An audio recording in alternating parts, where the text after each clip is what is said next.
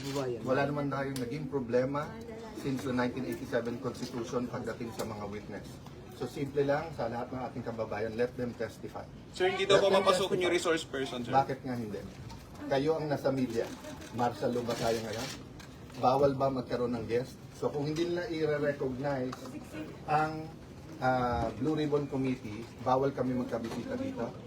Ang may control ng Senate premises is the Senate President. That is in the rules. Hindi po ang USAA or kung sino man. If you look at, if I'm not mistaken, in section, I'll get my rules. Can you pakiabot nga yung rules ko nandun? Sir, tutuloy pa rin naman daw nila yung Blue Ribbon.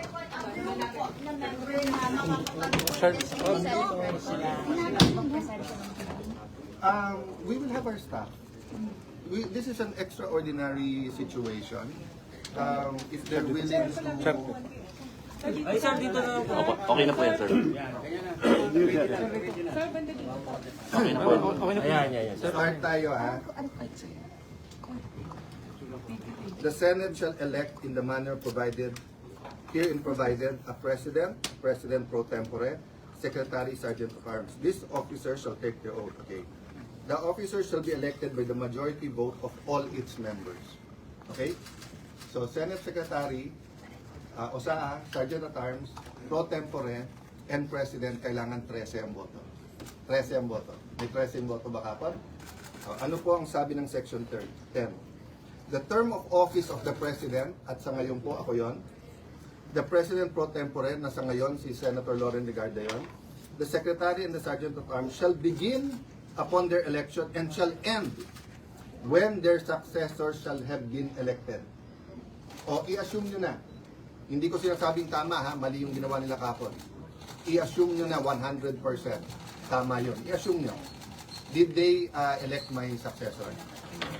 Kayo sumagot. Did they elect a Senate President? So ano sabi Section 10? And when their successor shall be elected, they did not elect my successor. So I am still Senate President. So tignan nyo ang powers ng Senate President. Kasama doon yung pag-manage ng premises ng Senado.